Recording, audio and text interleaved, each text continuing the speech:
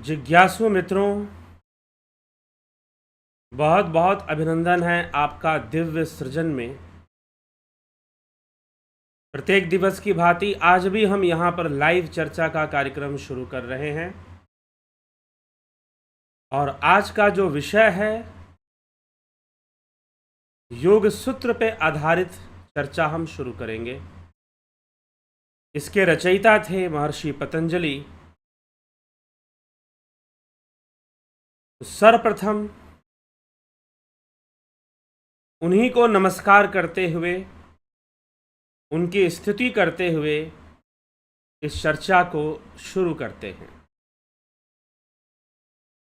योगेन चित्तस्य पदेन वाचां मलं शरीरस्य च वैदकेन यो अपाकरोत् तं प्रवरं मुनीनां पतंजलि प्राञ्जलिर्नातो अस्मि। योग से चित्त का, पद व्याकरण से वाणी का और वैदक से शरीर का मल जिन्होंने दूर किया है, उन मुनि श्रेष्ठ पतंजलि को मैं अंजलिबद्ध होकर नमस्कार करता हूँ। ठीक, योग से चित्त का मल दूर किया है, व्याकरण से वाणी का मल दूर किया है और वैदक से वैद्य के रूप में उन्होंने शरीर का मल दूर किया है। ऐसा क्यों कहा जाता है? ऐसा इसलिए कहा जाता है कि महर्षि पतंजलि के जो 3 बहुत बड़े कार्य हैं, महर्षि पतंजलि के 3 बहुत बड़े कार्य वह इससे प्रकट होते हैं। ठीक है, कौन से बहुत बड़े कार्य? योग से चित्त का निर्मल करना, अर्थात योग शास्त्र व योग दर्शन को प्रदान करना। उन्होंने योग के ऊपर, योग क्षेत्र में बहुत बड़ा कार्य किया है। दूसरा, व्याकरण के क्षेत्र में उन्होंने बहुत बड़ा कार्य किया है। वह योग सूत्र के संकलनकर्ता के रूप में माने जाते हैं और पाणिनि व्याकरण के भाष्यकार के रूप में भी माने जाते हैं और चरक संहिता या फिर सीधा वैदिक आयुर्वेद के भाष्यकार के रूप में भी माने जाते हैं। अर्थात आयुर्वेद से संबंधित ग्रंथों की रचना भी उन्होंने की है। ठीक, तो महर्षि पतंजलि का यह जीवन परिचय, उनकी उपलब्धियां हैं कि उन्होंने योग शास्त्र, मुख्य रूप से जो उन्होंने योग दिया है, सबसे ज़्यादा विश्व प्रसिद्ध वही है। और जो फिलॉसफी उन्होंने दी है, जो योग शास्त्र उन्होंने दिया है, योग दर्शन, योग सूत्र के नाम से भी जानते हैं, योग दर्शन का यह मुख्य आधार है। और दूसरा, पाणिनि व्याकरण का भाष्य उन्होंने दिया था। पाणिनि व्याकरण का भाष्य उन्होंने दिया था। तीसरी बात, आयुर्वेद भाष्य भी उन्होंने दिया है। आयुर्वेद के ऊपर भी अपना भाष्य दिया है। तो संकलन है योग का, क्योंकि योग यह कब की परंपरा है? तो योग प्री वैदिक परंपरा है, वेद पूर्व परंपरा है, वैदिक वांग्मय से, वैदिक काल से पूर्व की परंपरा है। ठीक है, सिंधु घाटी सभ्यता जो है, हड़प्पा संस्कृति या फिर मोहेंजोदड़ो जिसको हम बोलते हैं, वहाँ की खुदाई में भी योग की मूर्तियाँ मिली हैं। कि कई मूर्तियाँ ऐसी मिली हैं जो योग आसनों के पोज में है, ध्यान मुद्रा में है। ठीक, उसके बाद और कई जगहों पर इसके प्रमाण। तो प्री वैदिक कल्चर, जो वेदों से पूर्व की संस्कृति है, योग वेदों से भी पुराना है। हाँ, योग के माध्यम से ही वेदों का संकलन हुआ, श्रुतियों का संकलन हुआ। पहले एक भाग में हुआ, फिर उनको 4 भाग में विभाजित किया गया। तो पहले वेदत्रयी के नाम से 3 भाग में किया गया और फिर बाद में सबको एक जगह संकलित करते हुए अथर्ववेद के रूप में रचना की गई। ऐसे वेदों को हमें समझना चाहिए। लेकिन योग की परंपरा बहुत पुरानी है। योग की परंपरा आगम ग्रंथों में भी मिलती है, उससे भी पूर्व मिलती है, सांख्य में भी मिलती है। और सांख्य की परंपरा भी वेदों से पहले मानी गई है, क्योंकि इसीलिए सांख्य को प्रथम दर्शन माना जाता है, फर्स्ट फिलॉसफिकल थॉट माना जाता है सांख्य को। ठीक है, सांख्य का आधार लेकर ही सारी चर्चाएं होती हैं, आगे बढ़ती हैं। वैदिक चर्चाएं सांख्य को लेकर, या जितनी भी आध्यात्मिक चर्चा भारत भूमि में विकसित हुई हैं वो सांख्य के बाद ही विकसित हुई हैं, चाहे वो जैन हो, बौद्ध हो, योग हो, वेदांत हो, जो भी हो, सब सांख्य के बाद विकसित हुए हैं।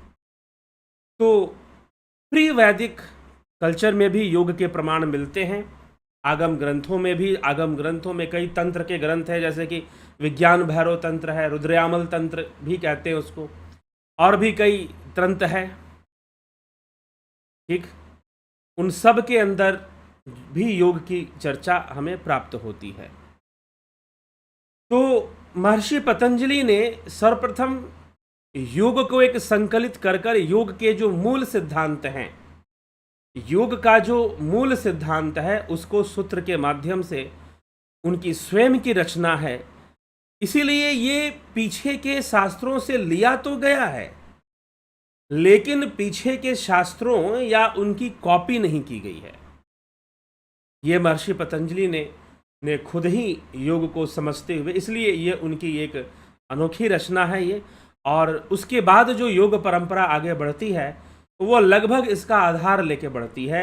उसके बाद जितने भी ग्रंथों की रचना होती है, चाहे हठ प्रदीपिका हो, घेरंड संहिता हो, हठ रत्नावली हो, और आपके सिद्ध सिद्धांत पद्धति हो, गुरु गोरखनाथ जी के द्वारा रचित सिद्ध सिद्धांत पद्धति, योग बीज, और कई ऐसे ग्रंथ जो हैं योग के ऊपर जो चर्चा करते हैं, वो सब पतंजलि का आधार लेकर ही लगभग चर्चा करते हैं। ठीक है, तो महर्षि पतंजलि के द्वारा रचित पातंजल योग सूत्र, उसके आधार को लेकर ही आगे चर्चा बढ़ती। अभी तक हमने हठ प्रदीपिका, घेरंड संहिता का अध्ययन किया। अभी कुछ और ग्रंथ बाकी है, जैसे सिद्ध सिद्धांत पद्धति है, हठ रत्नावली है, हठ रत्नावली भी एक ग्रंथ है। ये कुछ अभी बाकी हैं जिन पर हम बाद में जरूर चर्चा करेंगे। विशेष करके सिद्ध सिद्धांत पद्धति पर चर्चा अवश्य आएगी। ठीक है, तो जो है ये ग्रंथ जो आए वो लगभग इसी आधार की बातें करते हैं, उसी आधार को लेकर चलते हैं जो महर्षि पतंजलि ने दिया था। लेकिन पतंजलि का काल कौन सा है, पतंजलि को किस नाम से जानते हैं? महर्षि पतंजलि को और भी कई नामों से जाना जाता है। काल किसका, उनका स्थान क्या है? तो काल और स्थान के विषय में कई बातें हैं, लेकिन जो मुख्य रूप से जो मान्य है कई विद्वानों के द्वारा कई बातें हैं उनके जन्म स्थान के बारे में। तो जन्म स्थान का उनका सही पता नहीं है, लेकिन उनका कार्य क्षेत्र काशी और पाटलिपुत्र के क्षेत्र में बताया जाता है। लगभग पाटलिपुत्र काशी के बीच 200 किलोमीटर का अंतर है। तो इसके बीच में उनका कार्य क्षेत्र बताया जाता है कि काशी और पाटलिपुत्र के बीच ही उनका कार्य क्षेत्र है। वहाँ जो भी उन्होंने कार्य किया, जो भी भाष्य दिए, जो भी ग्रंथ लिखे, वो सब इसी क्षेत्र में रहकर वो करते थे। ऐसा प्रमाण इसलिए मिलता है कि मौर्य वंश के बाद भारत में, मौर्य वंश के पतन के बाद, मौर्य वंश का 10वां राजा जो था बृहद्रथ, उसके पतन के बाद, क्योंकि वो 10वां राजा बहुत ही विलासी राजा था, अपने जिम्मेदारियों को नहीं समझता था, तो इस कारण से, जैसा कि होता है राजवंशों में, जब राजवंशों में क्या, जो जहां परिवार की राजनीति चलेगी, और पहले राजवंशों में परिवार की राजनीति चलती थी, बेटा राजा बनेगा, वही राजकुमार बनेगा, उसके बाद उसकी जो संतानें होंगी वो राजा बनेंगी, इस तरह से चीजें आगे बढ़ती थी।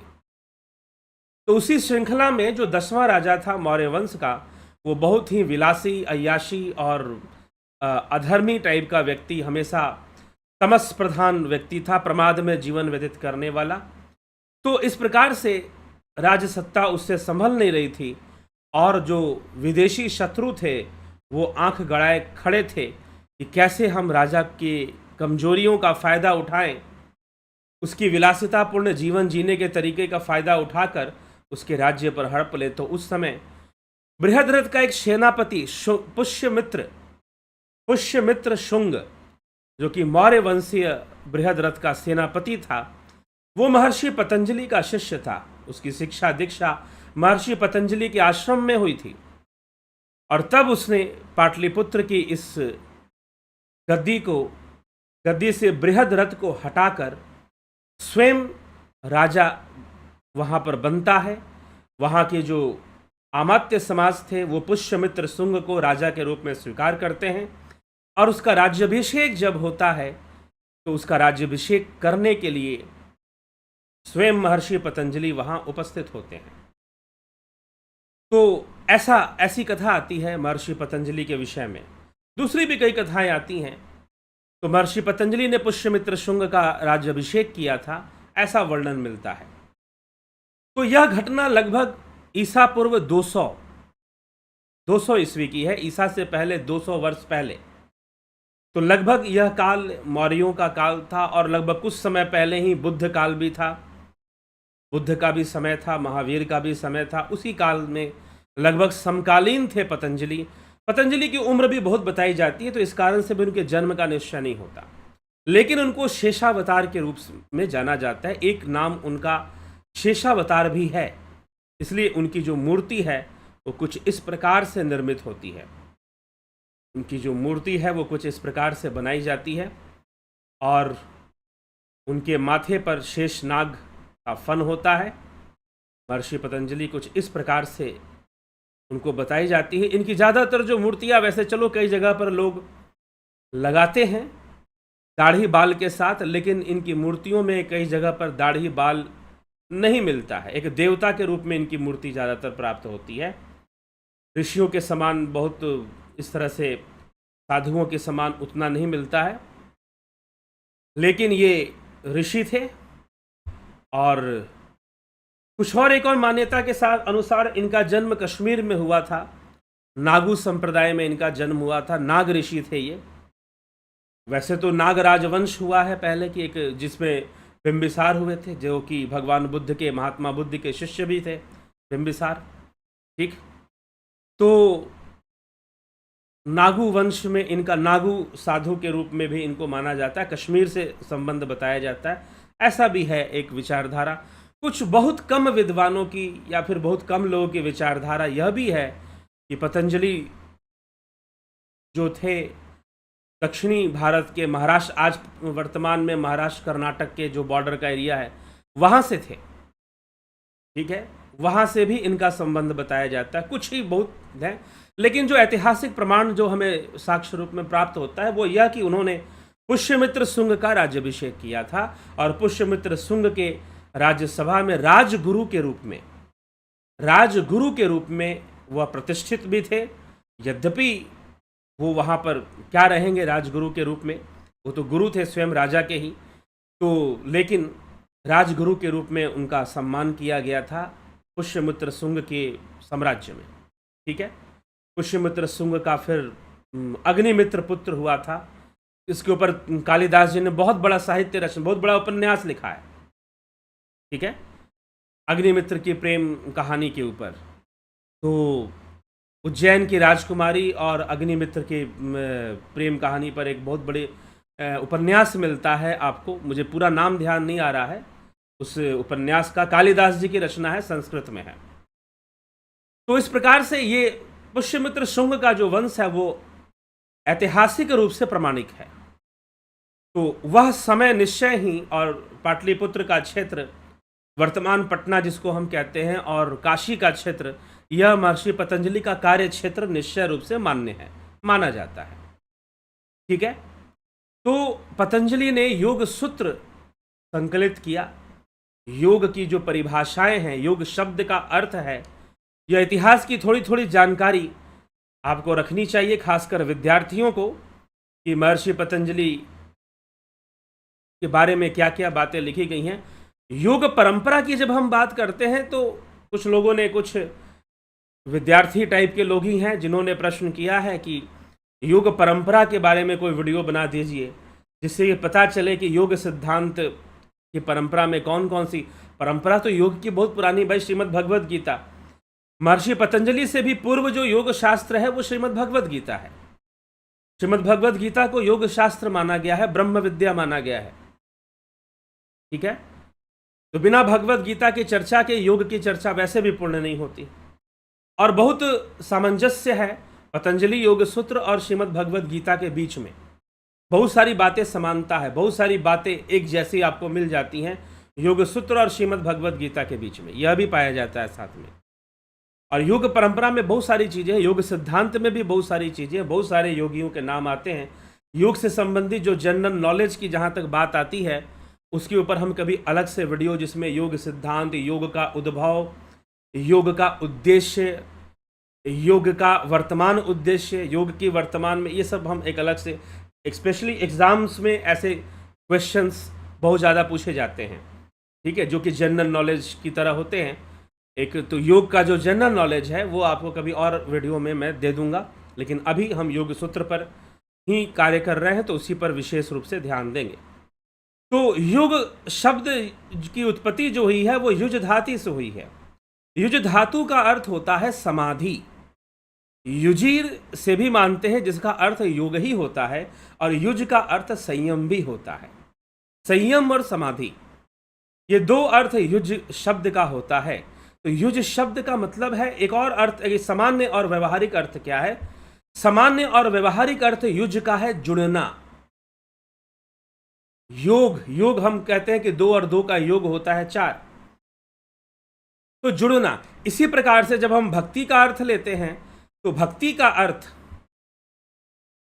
जब हम भक्ति का अर्थ लेते हैं तो भक्ति का अर्थ भी जुड़ना है, और भक्ति का विलोम है विभक्ति, मतलब अलग हो जाना। भजन मतलब जुड़ना, भजन, और विभाजन मतलब बांट देना, अलग कर देना, डिवाइड कर देना। ठीक है, तो अगर आप शाब्दिक अर्थ पे जाएंगे, मूल अर्थ पर जाएंगे, तो भक्ति और योग का एक ही अर्थ है, एक ही अर्थ है, वो अलग अलग अर्थ नहीं है। लेकिन जब आप दार्शनिक विचारधारा पे चले जाएंगे, जब आप भक्ति इतिहास का दर्शन पढ़ेंगे, तो ज़्यादातर जो मध्यकालीन भक्ति क्रांति है उसमें जो कुछ संत हुए, उन्होंने कहा कि नहीं, जीव और ईश्वर कभी एक नहीं हो सकते, तो फिर भक्ति का उद्देश्य पूर्ण नहीं होता नजर आता। लेकिन जब आप योग परंपरा में जाएंगे, तो योग परंपरा में जब हम जाते हैं और योग शास्त्रों को पढ़ते हैं, तो वहां पर अद्वैत की मान्यता है। जब हम घिरंड संहिता को पढ़ते हैं तो महर्षि घिरंड कहते हैं कि अहम ब्रह्मास्मि का अनुभव हो जाएगा। हम सिद्ध सिद्धांत पद्धति, गुरु गोरक्षनाथ जी की सिद्ध सिद्धांत पद्धति को पढ़ते हैं तो वहां पर भी अहम ब्रह्मास्मि की चर्चा मिल जाती है। दोनों एक हो जाएंगे, और जब दोनों एक हो जाएं, जीव और ब्रह्म एक हो जाएं, तो वहां अद्वैत सिद्धि हो जाती है, वहां अद्वैत का ज्ञान हो जाता है। ठीक है, आदि गुरु शंकराचार्य के अद्वैत वेदांत को अगर हम पढ़ते हैं तो वहां पर भी ब्रह्म आत्मैक्यत्व बोध, अर्थात ब्रह्म और आत्मा का एकत्व बोध ज्ञान है, ब्रह्म ज्ञान है। अब पता नहीं समाज में लोग कैसे कैसे ब्रह्म ज्ञान दिए जा रहे हैं, पता नहीं कौन से ब्रह्म ज्ञान की चर्चा सुनाए जा रहे हैं। ठीक है, लेकिन आदि गुरु शंकराचार्य कहते हैं ब्रह्म और आत्मा का एकत्व बोध जहां होगा, वो अवस्था ब्रह्म ज्ञान, वहां पर जाके आपको ब्रह्म ज्ञान हो रहा, और वो तुरीयातीत अवस्था है। तो ऐसे बताया गया है।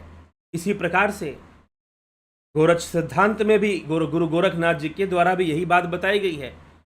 तो ब्रह्म की चर्चा और एकत्व बोध दोनों का एक हो जाना, एक हो जाना और एकता का अनुभव कर लेना, एकत्व बोध अद्वैत का ज्ञान है। योग में यह मान्यता है कि लय हो जाएगा, जैसे नदी का लय समंदर में हो जाता है, वैसे जाकर लय हो जाएगा। जैसे कि हठ प्रदीपिका ग्रंथ में बताया गया कि नमक की ढेली को पानी में डाल दो तो घुल जाएगा, पता नहीं चला कहां गया। वैसे जीव का लय हो जाएगा, डिसॉल्व हो जाएगा वो उस ब्रह्म में। यह विचारधारा मान्य है योग सिद्धांत के द्वारा, इसलिए कैवल्य की चर्चा यहां मिलती है। कैवल्य की चर्चा यहां पर मिलती है तो महर्षि पतंजलि के योग शास्त्र में। लेकिन जो भक्ति की परिभाषा भी वैसे ही है लगभग, ऐसी बात नहीं कि उससे अलग है। इसीलिए योग सिद्धांत को हम नारद भक्ति सूत्र में भी देख लेते हैं। कभी एक बार नारद भक्ति सूत्र की भी चर्चा हम यहाँ पर करेंगे। एक एक सूत्र, नारद भक्ति सूत्र के एक एक सूत्र को चर्चा किया जाएगा। लेकिन बाद में बहुत सारे संप्रदाय जो विकसित हुए, उनमें यह मान्यता हो गई कि जीव ईश्वर के संग जाके रह सकता है, लेकिन वो ईश्वर कैसे बन सकता है? तो यह जो विचारधारा कई बार, क्योंकि ऐसी विचारधाराओं का जो प्रचार है वो किस काल में हुआ? उस काल में हुआ है जब भारत में अब्राह्मिक विचारधारा का प्रवेश हो चुका था। अब्राह्मिक विचारधारा का प्रवेश हो चुका था और अब्राह्मिक विचारधारा में जो परम सत्ता, जो ईश्वर, जो गॉड है, वो एक पर्सनालिटी है, वो तत्व रूप में स्वीकार्य नहीं है। वो एज ए पर्सन स्वीकार है, एज ए पर्सनालिटी स्वीकार किया जाता है। तो वहां पर ऐसा कह देना, अहम ब्रह्मास्मि कह देना, बहुत बड़ा पाप माना जाता है, शायद सबसे बड़ा पाप। आप हत्या कर दो, बलात्कार कर दो, चोरी कर दो, डाका डाल दो, कुछ भी गंदा सा गंदा काम कर दो, वो उतना बड़ा पाप नहीं है जितना बड़ा पाप ये हो जाएगा कि आपने कह दिया अहम ब्रह्मास्मि। ठीक है, अब्राह्मिक थॉट में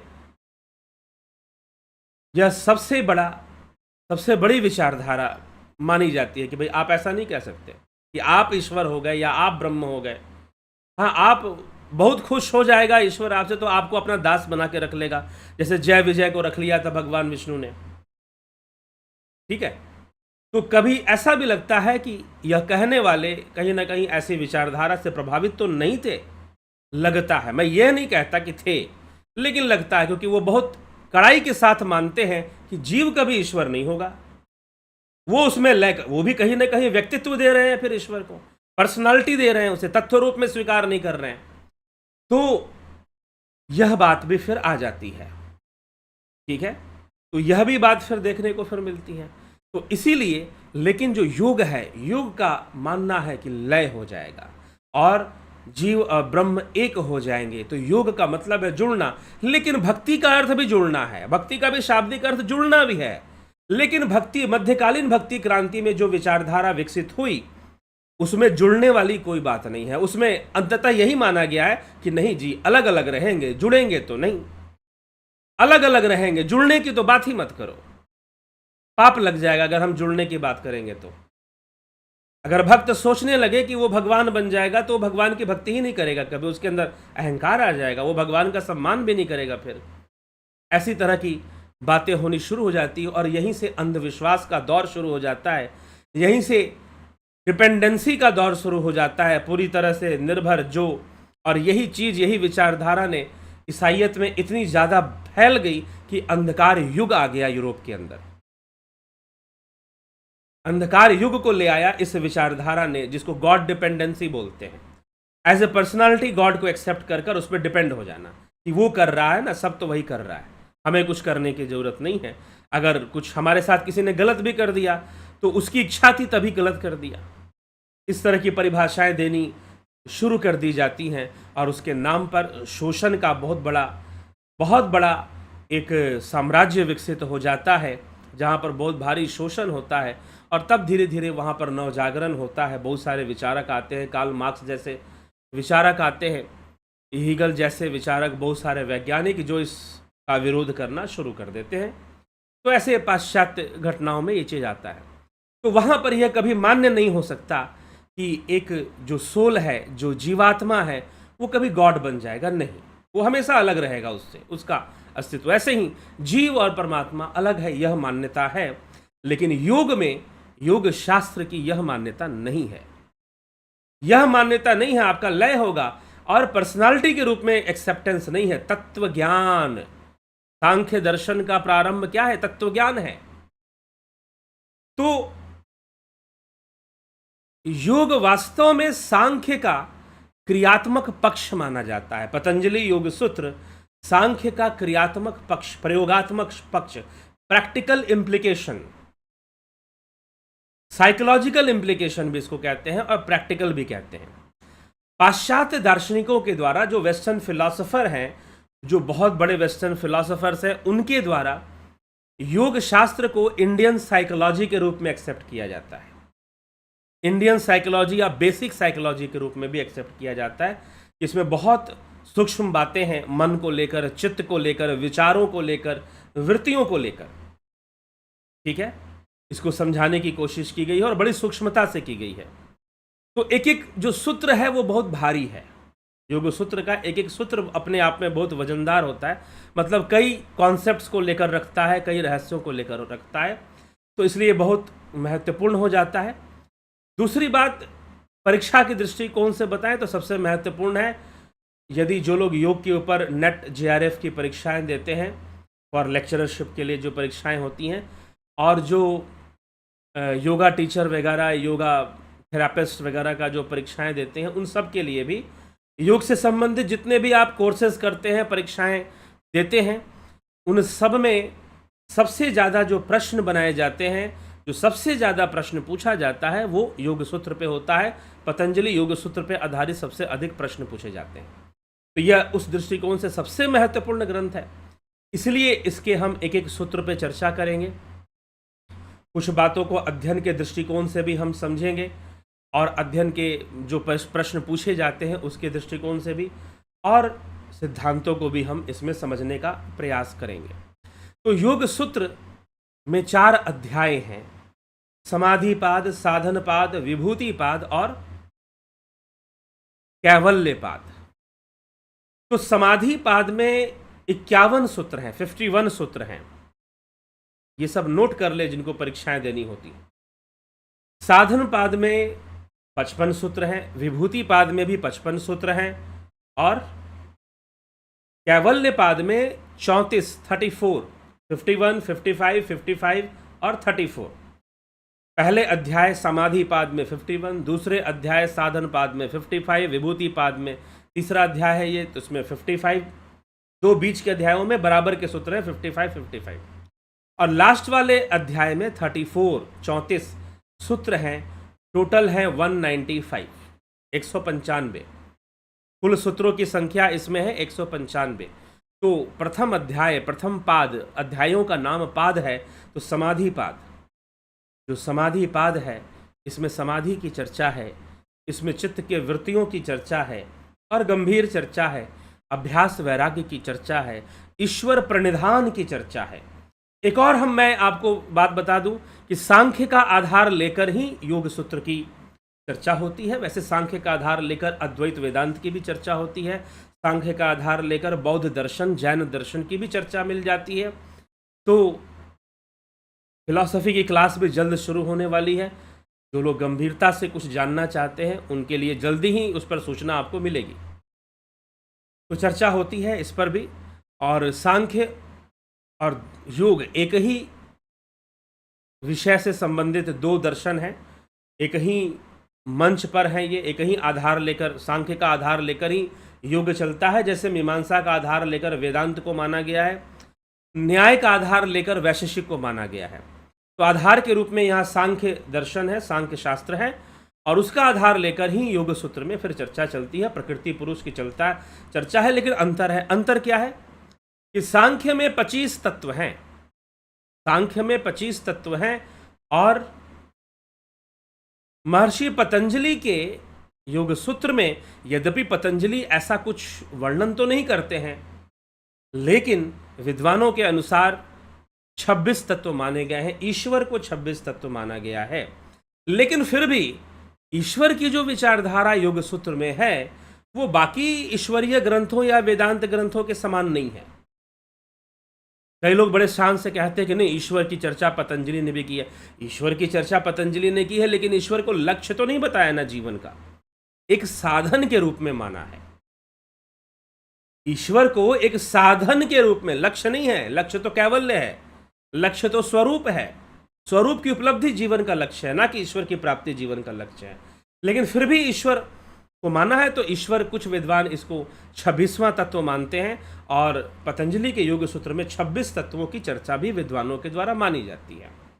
लेकिन ईश्वर यहाँ पर लक्ष्य के रूप में प्रस्तुत नहीं किया गया है, ये जरूर ध्यान रखना चाहिए। और बहुत कम सूत्र हैं जिसमें ईश्वर की चर्चा, मुश्किल से 2 या 3 सूत्र हैं जहाँ 195 में 2 या 3 सूत्रों में ईश्वर की चर्चा है। और ईश्वर को भी कुछ अलग ढंग से माना गया है। जब हम चर्चा करेंगे तो समझ में आएगा कि ईश्वर को गुरु रूप में भी माना गया है। तो गुरु रूप में मानने के कारण यह मान्यता आ जाती है कि भगवान शिव को भी ईश्वर कहा जाता है। अगर आप तमिलनाडु चले जाओ, केरल चले जाओ, तो वहां पर तमिल भाषा में लोग ईश्वरम बोलते थे। ईश्वरम मतलब शिव। शिव को ही ईश्वर कहा जाता है, यह भी आ जाता है। और योग सिद्धांत जो निकला है, इसके अगर कहा जाए, इसके मुख्य जो प्रणेता हैं, जो प्रथम, वो आदिनाथ भगवान शिव स्वयं ही हैं। आदिनाथ भगवान शिव स्वयं ही हैं। और सब कहीं ना कहीं शैव परंपरा से जुड़े हुए लोग ही दिखाई देते हैं योग शास्त्र की रचना में और योग ग्रंथों को लिखने में। ठीक है, तो हो सकता है कि महर्षि पतंजलि ईश्वर शब्द शिव के लिए ही प्रयोग कर रहे हों, यह भी हो सकता है। ठीक है, तो ऐसा भी हो जाता है। बाकी ग्रंथों में जैसे कि आपके हठ प्रदीपिका है, उसमें भगवान विष्णु का भी नाम आता है।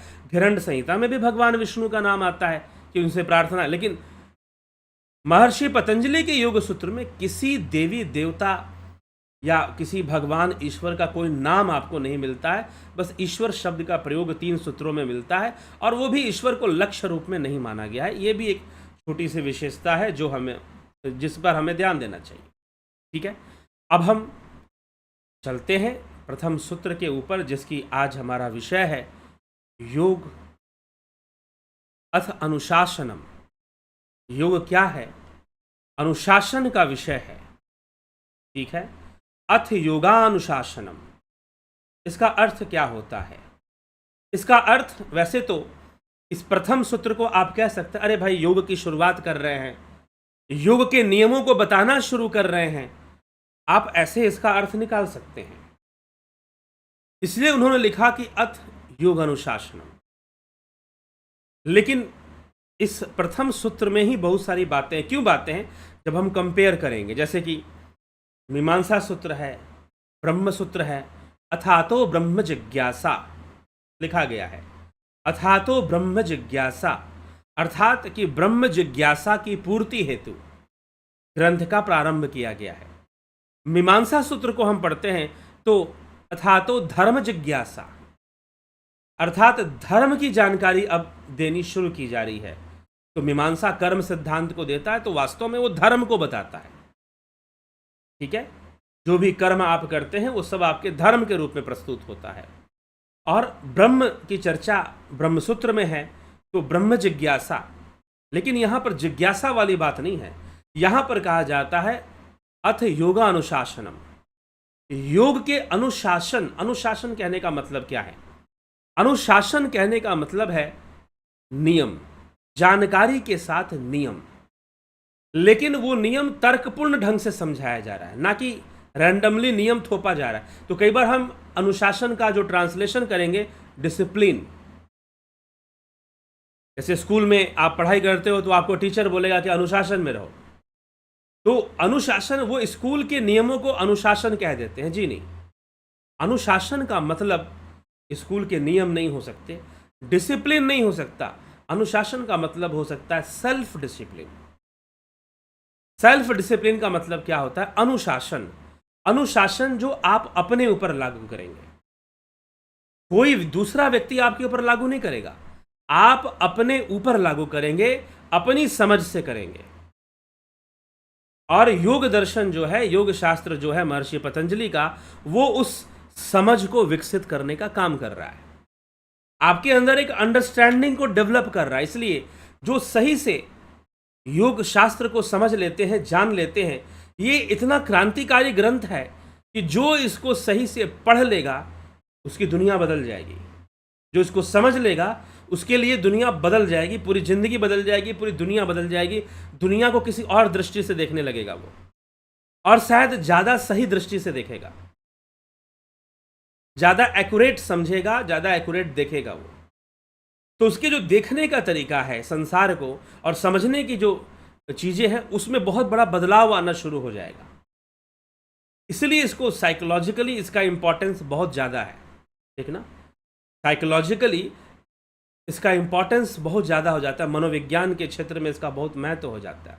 ठीक है, और इसीलिए ठीक है, वैसे आप साइकोलॉजी पढ़ते हैं तो आप फ्राइड को पढ़ते हैं, जेम्स विलियम को पढ़ते हैं और कई तरह के आप साइकोलॉजिस्ट को पढ़ते हैं, लेकिन फिर भी वहाँ पर हीलिंग के लिए दवाइयों का प्रयोग होता है। लेकिन यौगिक मनोविज्ञान में हीलिंग के लिए योगा टेक्निक्स को यूज किया जाता है, मेडिसिन को यूज नहीं किया जाता, और हीलिंग्स को यूज किया जाता है, हीलिंग टेक्निक्स को, योगा हीलिंग टेक्निक या स्पिरिचुअल हीलिंग टेक्निक को हम कह सकते हैं। ठीक है, तो ये चीज, हाँ, फ्रायड ने थोड़ा सा इस पर विचार किया था, काउंसलिंग पर ज़्यादा जोर दिया था कि हमें लोगों के साथ काउंसलिंग करना चाहिए, ना कि उन्हें मेडिसिन देकर सुला देना चाहिए। तो उससे ज़्यादा अच्छा है कि काउंसलिंग करें, बातें करें। लेकिन बाद में जो क्लिनिकल साइकोलॉजी थी उसमें जो ज़्यादातर चीज़ें अप्लाई हुई वो मेडिसिन बेस्ड थी, इसमें ट्रैंकुलाइजर्स ज़्यादा खाने को दे दिया जाता है। तो यह एक मनोविज्ञान का विषय है, और इसको इसीलिए पढ़ने के बाद आदमी की सोच बदलनी शुरू हो जाती है, वो दुनिया को कुछ दूसरे दृष्टि से देखना शुरू कर देता है। इसलिए अपने आप में एक क्रांतिकारी ग्रंथ के रूप में यह माना जाता है, व्यक्ति के ऊपर काम करता है। तो अनुशासन, अनुशासन, अनुशासन मतलब अपने ऊपर शासन करना, अपने नियम आप स्वयं से बनाओ। अनुशासन ही स्वतंत्रता है, अनुशासन ही स्वतंत्रता है।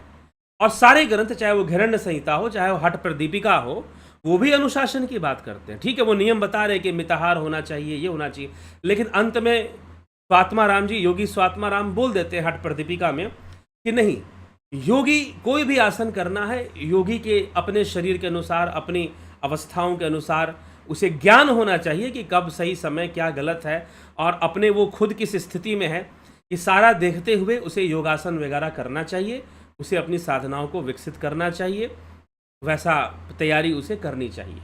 तो कुल मिलाकर योग करना एक निजी जिम्मेदारी है। गुरु का बड़ा महत्व है योग में, जी हाँ, ठीक है, पतंजलि ऋषि गुरु के ऊपर कोई सूत्र उत्तर नहीं देते हैं, बस एक ही सूत्र है, उन्होंने दिया है कि ईश्वर ही गुरु है। ठीक है, तो मुझे लगता है कि वो सूत्र भगवान शिव के लिए उन्होंने कहा है, क्योंकि बाकी ग्रंथों में भी योग का जो गुरु है, सभी ग्रंथ जो हैं वो शिव के नाम जरूर लेते हैं, आदिनाथ का नाम जरूर लेते हैं। ठीक है, तो इसीलिए, और हम दक्षिण भारत में जाएंगे तो और यहाँ पर भी शिव को ईश्वर के नाम से पुकारा जाता है। आप अगर दक्षिण भारत में जाते हैं तो तमिल भाषा में शिव को ईश्वर के नाम से पुकारा जाता है, भगवान शिव को ईश्वर कहा जाता है। ठीक है, तो इसीलिए ईश्वर के संबोधन भगवान शिव का ही हो सकता है। तो यह भी बात यहाँ पे प्रमाणित यहाँ हो रही है कि ईश्वर गुरु है। तो जिस ढंग से लिखा हुआ है, जब हम सूत्र पे आएंगे तो वो और अच्छे से स्पष्ट हो जाएगा। तो मार्ग देगा, रास्ता देगा। सिद्ध सिद्धांत पद्धति में भी गुरु गोरखनाथ जी ने कहा है कि मात्र गुरु के उपदेश से किसी शिष्य का कल्याण नहीं होता जब तक वो अपनी निजी जिम्मेदारी न ले ले कि मुझे योग करना है। इसीलिए मैं भी कई बार कहता रहता हूं, जब तक आपको मोक्ष प्राप्त करने की इच्छा नहीं है, दुनिया में कोई ताकत नहीं जो आपको मोक्ष दे सके। हाँ, प्रेरणाएं दी जा सकती हैं, मार्ग दिया जा सकता है, मोक्ष नहीं दिया जा सकता, वो तो आपको खुद ही हासिल करना है। ठीक है, तो यह विचारधारा भी फिर प्रमाणित होती है शास्त्रों से। तो फिर जो ग्रंथ हैं, जो योग सूत्र है, अथ अनुशासनम, तो अनुशासन का मतलब जो आप खुद के ऊपर लागू करोगे, कोई दूसरा आपके ऊपर लागू करेगा ऐसा कुछ भी नहीं है, आप खुद के ऊपर लागू करोगे। इस बात की विचारधारा की मान्यता नहीं है कि गुरुजी चुटकी बजाएंगे और मुक्ति दे देंगे, गुरुजी तुम्हारे सिर पे हाथ रखेंगे, बस कुछ भी हो मोक्ष हो जाओगे, एकदम साक्षात तुमको मिल ही जाएगा। योग के जितने भी शास्त्र हैं वो इस मान्यता को स्वीकार नहीं करते हैं। अगर करते तो अंततः वो यही लिख देते, भाई इतना योगासन प्राणायाम करने की आवश्यकता क्या है, बस गुरु जी को प्रसन्न रखो और वो हो जाएगा सब। लेकिन गुरु की प्रसन्नता भी किस में होती है, गुरु की प्रसन्नता भी किस में होती है, यह भी समझने का विषय है।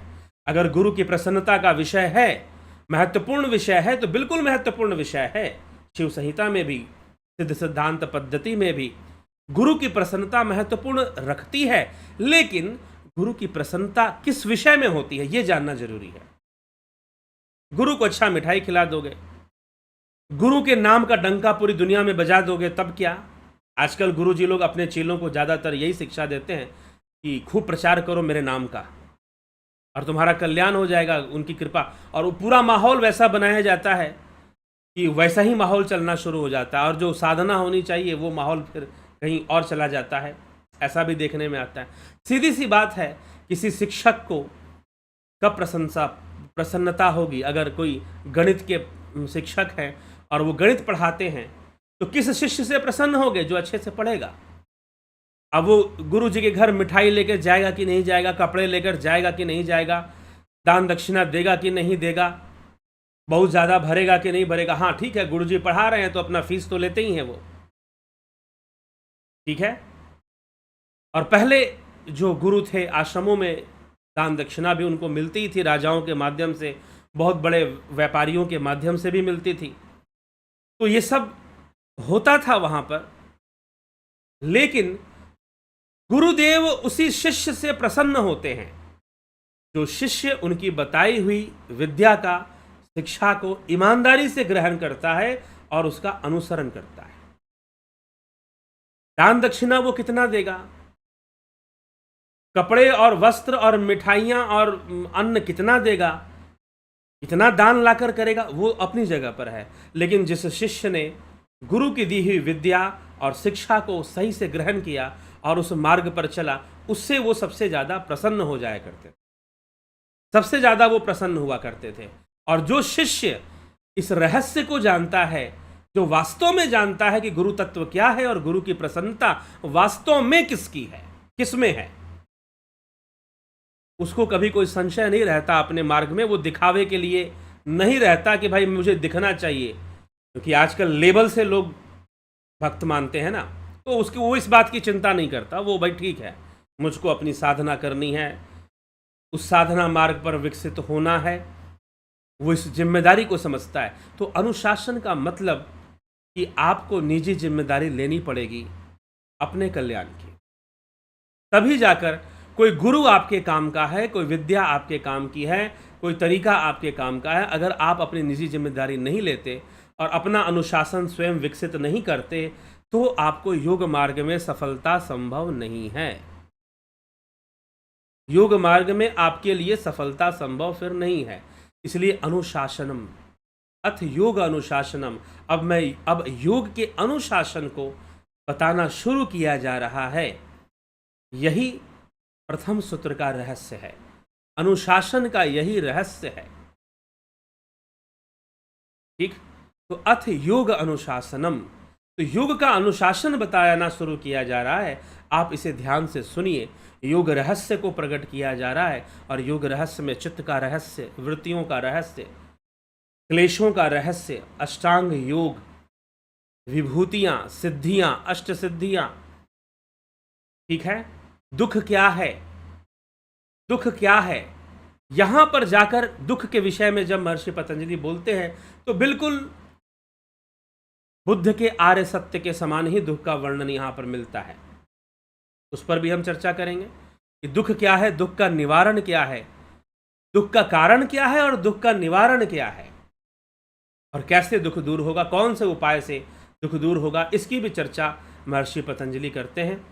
चित्त, चित्त की भूमियां, चित्त का स्वरूप कैसा है, विचार कैसे प्रवेश करते हैं, वृत्तियां, तरंगे कैसे बनती हैं, फॉर्मेशन ऑफ थॉट वेव्स कैसे डेवलप हो जाती हैं, सत्य क्या है, असत्य क्या है, छवि का निर्माण कैसे होता है चित्त में, कई गूढ़ बातें, कंप्लीटली साइकोलॉजिकल जो एक्टिविटीज़ हैं वो कैसे काम करती हैं, और किसी ज्ञान को हम कैसे, तो अगर हम योग सूत्र को कहें तो ये एक एपिस्टेमोलॉजिकल ज्ञान मीमांसा का भी ग्रंथ है।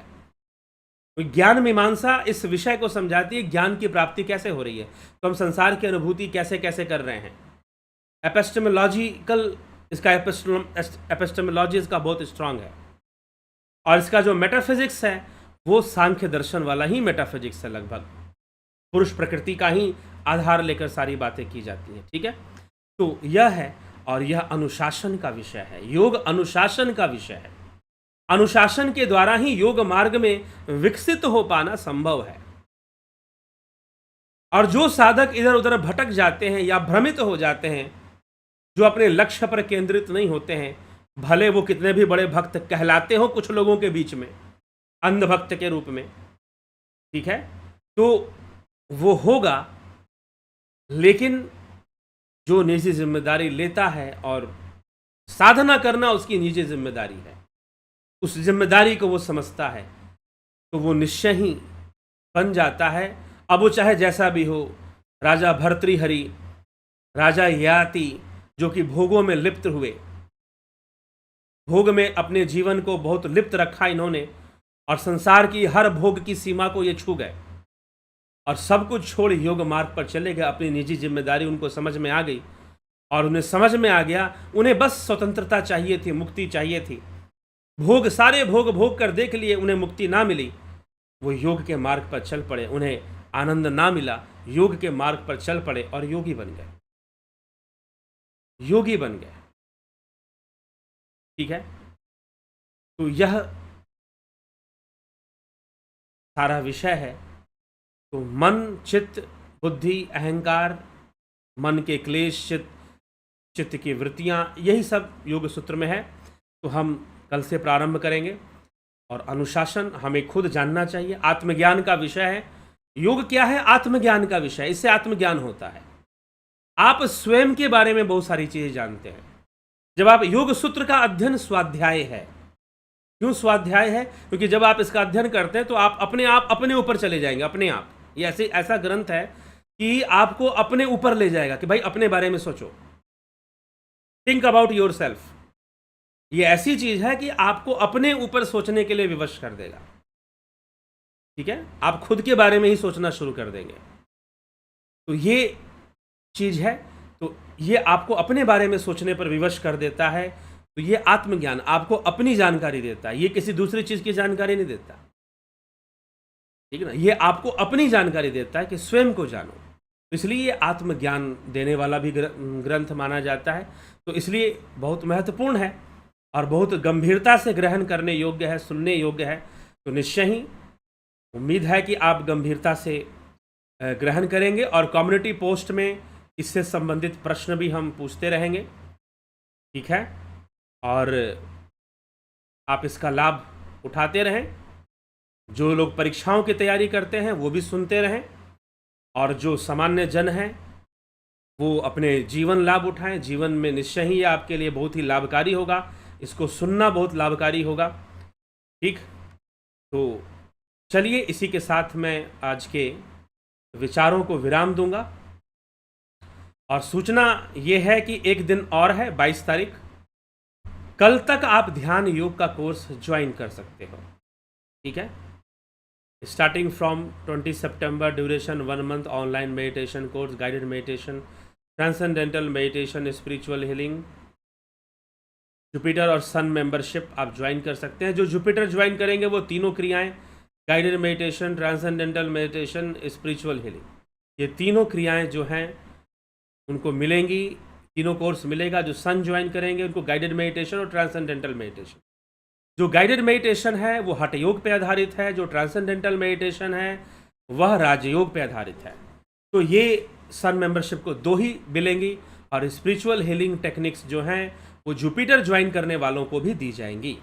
ठीक है, कुछ और लोग पूछ रहे थे क्या इसका सर्टिफिकेट भी मिलेगा? जी नहीं, इसका सर्टिफिकेट नहीं मिलेगा। क्यों नहीं मिलेगा? क्योंकि यह जो कोर्स है वो आपके अपने निजी कल्याण के उद्देश्य से बनाया गया है कि आप इसको सीखो और ध्यान योग करो।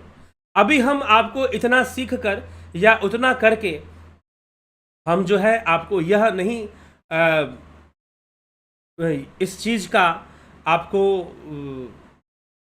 आज्ञा नहीं दे सकते हैं, या फिर इस चीज की अनुमति नहीं दी जा सकती है या छूट नहीं दी जा सकती है कि आप इसको सीख कर किसी को सिखाना शुरू कर दें और सर्टिफिकेट किसी को दिखाएं। यह जो कोर्स है, हाँ, इसमें कई चीजें हैं जो आप दूसरों को सिखा सकते हैं, लेकिन कई चीजों के लिए थोड़ा मना भी किया जाता है। तो इसीलिए सिखाएं ना, वैसे तो आप जानते हैं, तो बताना एक अलग विषय है, लेकिन आप सिखा नहीं सकते किसी को। तो हमारी तरफ से ये है, तो इसीलिए हम किसी को सर्टिफिकेट इशू नहीं करते हैं, लेकिन फ्यूचर में सर्टिफिकेट इश्यूज होंगी। प्राकृतिक चिकित्सा की भी होगी, अभी प्राकृतिक चिकित्सा की नहीं हो रही है, लेकिन प्राकृतिक चिकित्सा के भी सर्टिफिकेट इश्यूज होंगी, और जो है ध्यान योग की भी सर्टिफिकेट इश्यूज होंगी, लेकिन उन लोगों के लिए होंगी जो एज ए ट्रेनर अपने आप को एक्सपर्ट बनाएंगे, खुद को ट्रेन करेंगे। पहले खुद भाई जो किसी को सिखाएगा पहले उसके अंदर परिपक्वता दिखनी चाहिए ना, कि वो कर सकता है, ठीक है, तभी तो वो किसी को सिखा सकता है। तो इसीलिए बाद में ये सर्टिफिकेट्स इशू किए जाएंगे, ऐसी बात नहीं कि सर्टिफिकेट इशू नहीं किए जाएंगे, वो किए जाएंगे, ठीक है, तो बाद में किए जाएंगे। तो चलिए, तो अभी जल्द ही उसके ऊपर भी सूचनाएं आएंगी, थोड़ी कुछ महीने रुकिए, सर्टिफिकेट से संबंधित सूचनाएं भी आपको आ जाएंगी, और बहुत सारी कोर्सेज भी लॉन्च होने वाली है, तो वो भी धीरे धीरे आएंगी ही आएंगी। मैंने जितने भी कोर्सेज के नाम लिए हैं वो सब भविष्य में आएंगे, ठीक। जैसे कि आपको ध्यान योग का कोर्स चल ही रहा है, और प्राकृतिक चिकित्सा का भी चल रहा है, फिलॉसफी का कोर्स जल्द ही आने वाला है, फिर आपके जो भारतीय मूल के जो विदेशी बच्चे हैं, एनआरआईज हैं, उनके जो बच्चे हैं जो भारतीय संस्कृति से अवगत, वो तो चलो क्योंकि वो जन्म से ही वहीं रह गए, भारतीय संस्कृति से वो अवगत नहीं हैं, तो उनको भारतीय संस्कृति के बारे में बताने के लिए उनके लिए भी कोर्स डिज़ाइन किया जा रहा है, उस पर भी काम चल रहा है, ठीक है। तो वो भी कोर्स आ जाएगा, कुछ इस साल के अंत तक वो भी कोर्स लाया जाएगा। तो ये सारी चीज़ें आपको, ये सारी कोर्सेज आएंगी। फिर सेक्स एजुकेशन के ऊपर, यौन शिक्षा के ऊपर कोर्स आएगा, वो भी आएगा। तो ये सब पर थोड़ा थोड़ा कार्य आगे बढ़ रहा है। जो विश्व जो सबसे नज़दीक में है वो दर्शन के ऊपर, भारतीय दर्शन के ऊपर, विशेष करके भारत के लोगों के लिए, और दूसरे भी लोग जो है उनके लिए हिंदी में होगा यह कोर्स। भारतीय दर्शन ही, दर्शन के कोर्स जो आएगा वो दर्शन पे होगा, मतलब उसमें पाश्चात्य और भारतीय दर्शन दोनों ही होंगे। वो जब यहाँ पर जब वो कोर्स लॉन्च होगा तो आपके पूरा डिटेल उसका दिया जाएगा, चिंता ना करें, ठीक है। तो प्रतीक्षा करें थोड़ा सा, और कुछ अत्यधिक व्यस्त होने के कारण जल्दी लॉन्च नहीं हो पा रहा है, लेकिन निश्चय रूप से होगा। तो प्राकृतिक चिकित्सा का भी जो लोग कोर्स, प्राकृतिक चिकित्सा का देखिए बहुत लाभ है, मैं खुद बहुत सारा लाभ उठाता हूं। तो चलिए, मैं बहुत पहले से योग के कई अभ्यास करता रहा हूं, लेकिन योग में कुछ कठिन अभ्यास होते हैं, प्राकृतिक चिकित्सा में सारे अभ्यास बहुत सरल होते हैं, साधारण मनुष्य बड़े आराम से कर सकता है उसको। प्राकृतिक चिकित्सा वैसे योग की ही छोटी बहन मान ली जाती है, ठीक है। भारतीय परिवेश में जो प्राकृतिक चिकित्सा चलती है, हाँ पाश्चात्य में भी चलती है नेचुरोपैथी, पश्चिम में भी, वेस्ट में भी चलती है, तो बहुत सारी क्रियाएं वेस्ट और इंडिया में जो चलती है, भारत में जो चलती है, वो एक जैसी ही है, लेकिन फिर भी इसमें कुछ विशेष भी हैं। तो प्राकृतिक चिकित्सा एक वरदान है, वरदान के रूप में है। कई लोगों ने जिन्होंने ज्वाइन किया है वो जब मुझे बताते हैं कि उन्होंने ये क्रिया की और उनको चमत्कारों की तरह लाभ मिलना शुरू हुआ, घुटने काम नहीं कर रहे थे, चल नहीं पा रहे थे, चलने शुरू हो गए, हाई बीपी की बहुत प्रॉब्लम रहती थी, वो शुरू हो गई, ठीक होनी शुरू हो गई, कई तरह की प्रॉब्लम्स में समाधान होना, कफ वात पित्त का नियंत्रण में आना, कई तरह के लाभ इससे मिलना शुरू हो जाते हैं, और सारी क्रियाएं आप खुद से खुद के ऊपर लागू कर सकते हैं। ये सबसे बड़ी विशेषता है। तो एक दिन मात्र है, 20 तारीख से कोर्स शुरू हो चुका है, आज 21 तारीख है, 22 तारीख तक आप ज्वाइन कर सकते हैं, 23 को कोई ज्वाइन नहीं कर पाएगा, ठीक है। चलिए, इसी के साथ विराम देंगे और आपके कमेंट्स देख लेते हैं। नवजोत नाथ जी, बहुत अभिनंदन है। कांता देवी जी, समाधि में युक्त योगी पर 10 महाविद्या, 9 दुर्गा, 9 नाथ, 84 सिद्धि, 56 कलवे, त्रिदेव, पीर, फकीर, पैगर पर आदि उच्च महाशक्तियों के मारन, वशीकरण, स्तंभन, विद्वेषण, नौकरी, शरीर, व्यापार, नजर, क्या है ये, क्या लिख रहे हैं? बद्ध बांधने आदि मंत्र का प्रभाव नहीं होता। जी नहीं, समाधिस्थ योगी पर नहीं होता, क्योंकि समाधिस्थ ये तो सांसारिक लोगों पर होगा ना, जिनके लक्ष्य सांसारिक है। समाधिस्थ योगी का सांसारिक लक्ष्य ही नहीं है कोई, ठीक ना। और वो चेतना में, चेतना की गंगा में वो गोता लगाता है, और चेतना के ऊपर इन सब बातों का असर नहीं होता। ये बाहरी भावनात्मक, वो भावातीत अवस्था में चला गया, और ये सारी बातें भावनात्मक हैं, ये सारी बातें भावनात्मक है, और वो भावातीत अवस्था में चला गया, भावनाओं के लिमिट को क्रॉस कर दिया, वो कालातीत हो गया, वो काल के परे चला गया। समाधिस्थ योगी काल के परे चला गया, तो फिर क्या ये सब चीजें असर करेंगे उसके ऊपर, ठीक है। और रही बात, छोड़ दीजिए समाधिस्थ योगी, छोड़ दीजिए, मैं कहता हूं सिद्ध योगी ही ले लीजिए। सिद्ध योगी भी छोड़ दीजिए, जो नियम से 1.5 घंटे डेली साधना करता हो ध्यान योग कोर्स के अनुसार, ध्यान योग कोर्स के अनुसार जो 1-1.5 घंटे डेली साधना करता है, उसके ऊपर भी ये वशीकरण आदि चीजें काम नहीं करेंगे, अगर वो दृढ़ है अपनी साधना में तो, और सही समझता है साधना के विषय को, अच्छे से समझता है तो ठीक, तो नहीं काम करेंगे उसके ऊपर। ये सब काला जादू वगैरह जो आप चीजें लिख रही हैं, पैगंबर तैगंबर, ये सब कहां से आ जाएंगे? ठीक है, वो सब काम नहीं करेंगे उसके ऊपर। क्या समाधि में श्वासें अपने आप हमेशा के लिए रुक सकती हैं? अगर चित्त में संस्कार विद्यमान है तो वो दोबारा वहां से वापस लौटता है, क्योंकि संस्कार विद्यमान होंगे तो योगी की अपनी इच्छा होगी, लेकिन संस्कारों का लय हो जाने पर कैवल्य होता है, और कैवल्य के बाद फिर उसकी सांसें वापस नहीं लौटती, उसका जीवत्व भाव भी वापस नहीं लौटता, वो समाधि में लीन होता है। लेकिन जिनके अंदर लोक कल्याण की भावना है, संस्कार विद्यमान होना मतलब भावना विद्यमान होना, कोई भावना है उनके अंदर, तो वो जरूर लोक कल्याण करने हेतु इस धरती पर रहते हैं और वापस लौटते हैं। वही सिद्ध पुरुषों का अवतार माना गया है पतंजलि योग सूत्र में। कि समाधि में युक्त योगी कुछ भी कर सकता है, कुछ करने की इच्छा नहीं होती। ध्यान में युक्त योगी, धारणा और ध्यान में युक्त योगी कुछ भी कर सकता है। समाधि जो संप्रज्ञात समाधि है, असंप्रज्ञात नहीं, संप्रज्ञात समाधि है, उसमें पहुंचने वाला योगी बहुत कुछ कर सकता है संयम के माध्यम से। कुछ भी, अभी चर्चा आएगी आगे। जगत नारायण,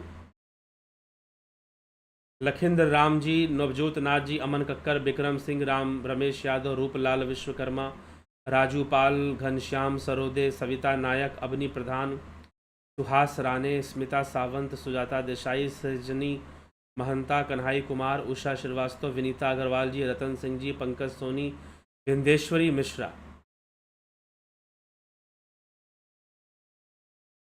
अभिनंदन है विंदेश्वरी मिश्रा जी सभी का, नरसा राम जी,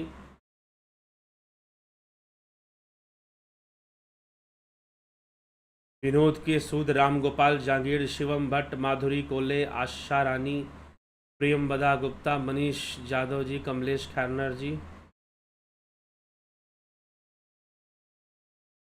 एसके मिन्हा, सतीश कुमार, पवन कुमार गुप्ता, राकेश चंद्र शर्मा, राम विलास जी, विष्णु चंद्र मौर्य, गंभीर शाह, श्वेता कुमारी जी, विनोद कुमार शर्मा, विमला शाह जी, योगेंद्र पंडित जी, निशांत सर।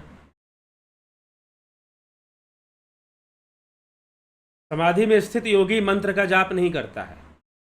अनिल कुमार, राम निवास, मीना, राम विलास जी, धन्यवाद भारत, राकेश मराठे,